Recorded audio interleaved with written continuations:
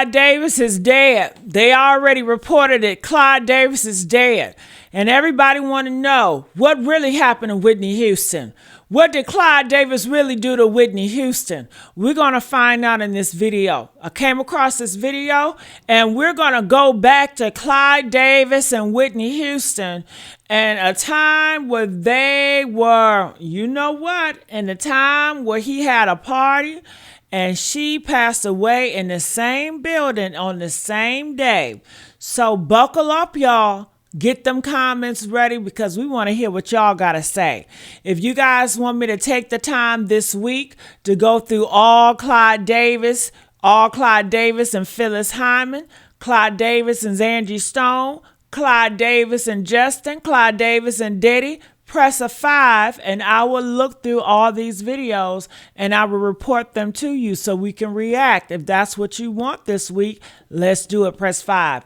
Clive Davis is dead. Clive Davis is dead. And now people feel like the truth can come out. People want to know what really happened to Whitney Houston. People want to know about the note with Brandy Norwood gave to Whitney.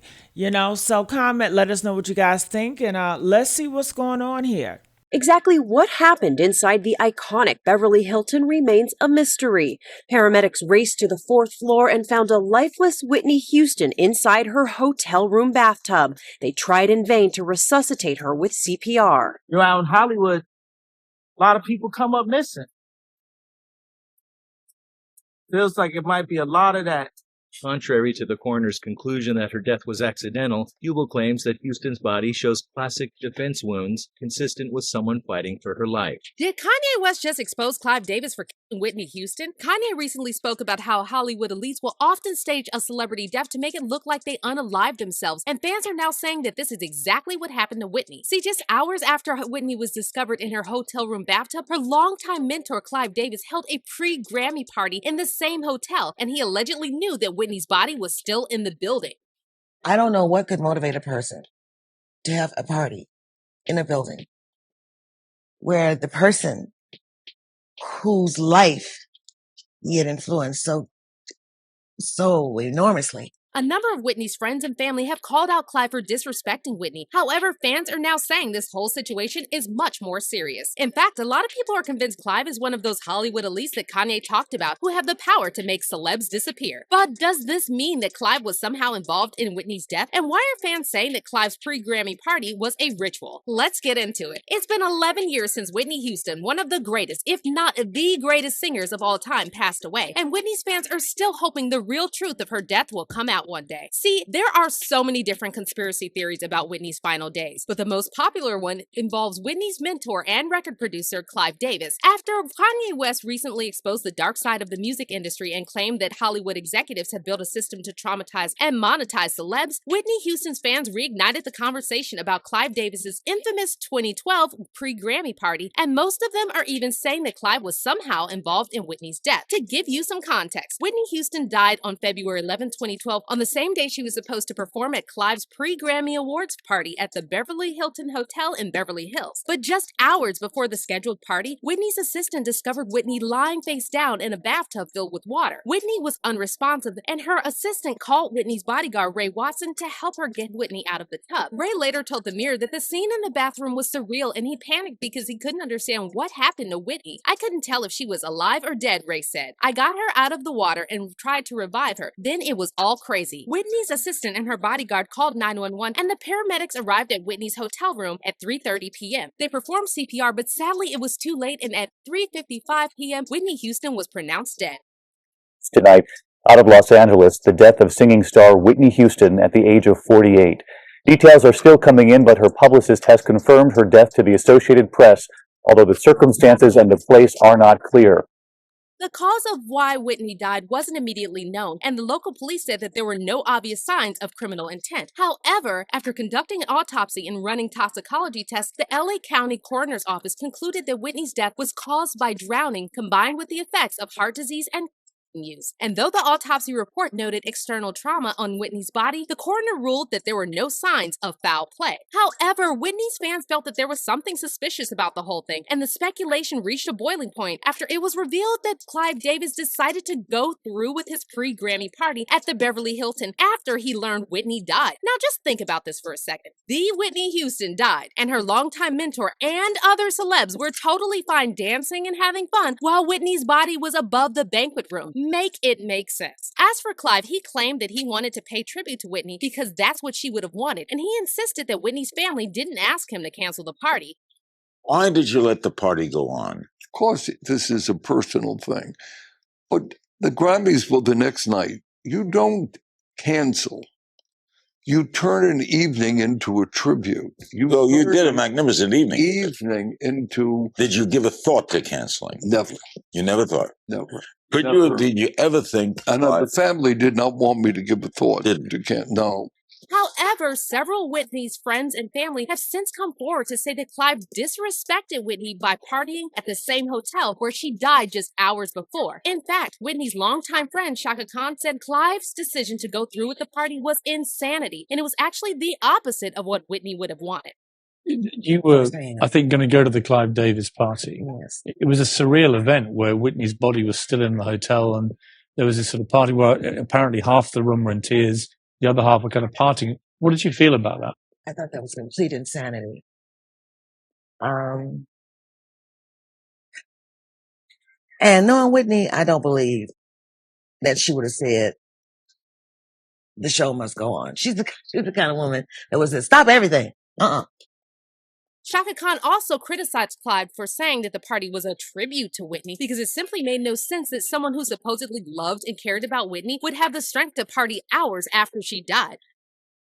A true tribute, might have been a truer, a more honest tribute in my opinion, would have been maybe call everybody together, let's say a prayer, and let's eat dinner and go home. I couldn't get dressed. I was supposed to go to the party. I just got off a plane from Miami at about 5:30. As soon as I hit the tarmac, I found out, I heard, and I couldn't put on makeup. I couldn't get dressed. I couldn't do anything. I was paralyzed. I couldn't do anything. Besides that, there have also been speculation that Whitney was beaten before she died. And though the official autopsy report made no mention of this, several industry insiders, including Jaguar Wright, claimed that Whitney's family saw her body was beaten.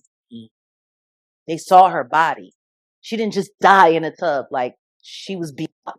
And then, on top of all that, a clip recently resurfaced on social media showing Whitney crashing an interview with Brandy, Monica, and Clive Davis and passing a note to Brandy while repeatedly saying the word drowned. Keep in mind that this interview took place just 2 days before Whitney died, and this led fans to speculate that Whitney knew she was in danger. You can hear her say, "I nearly drowned today twice," one fan said. "Really creeped me out." And another fan commented, "Am I the only one hearing Clive Davis say you have to pay tribute? Pay him tribute? This video just stirs my soul with suspicions and revelations." And then what's also incredibly disturbing is just 3 years after Whitney died, her only child, Bobbi Kristina, also passed away in the same manner as Whitney. On January 31st, 2015, Bobbi's former fiance, Nick Gordon, and another friend found Bobbi face down in a bathtub in her home in Georgia. Bobbi was still alive and breathing when the paramedics arrived, and doctors placed her in an induced coma. However, after being in a coma for nearly 6 months, Bobbi Kristina died on July 26, 2015, at the age of 22.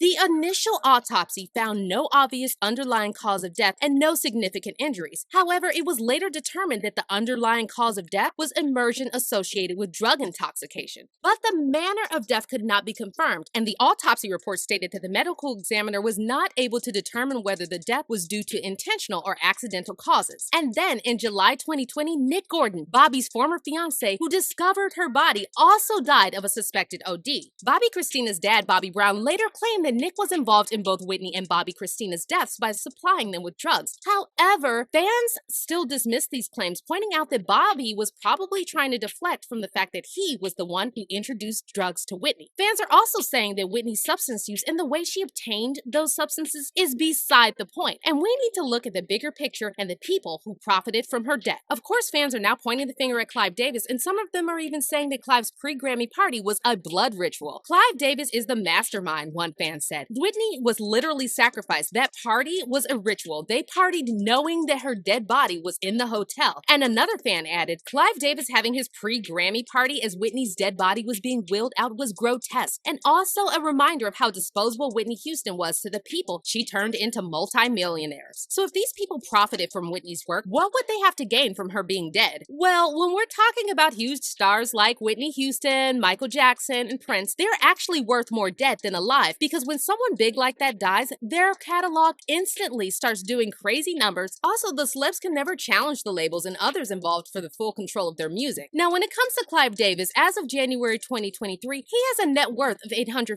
million, which makes him one of the richest men in the music industry. Now, to be clear, Clive didn't earn all his money after Whitney died. He's been building his fortune for a very long time. However, Whitney's fans are still convinced that Clive is somehow involved with Whitney's death, and they're saying that this is exactly what Kanye warned us about. Kanye isn't crazy or delusional, one fan said. He's wide awake and speaking on the truth of how things need to change before the industry keeps killing to profit when things don't stay the way they want them to. And another fan wrote, we've been saying this for years. We all know what they do to celebrities. God bless you, Kanye. Stay true to the Lord and he will guide your way. The elite would be frothing from the mouth that this is exposing them. We all know what happened to the others that did. R.I.P. But let's hear your thoughts on this. Is it possible that Whitney Houston was murdered? And do you think rumors about Clive Davis being involved in the death are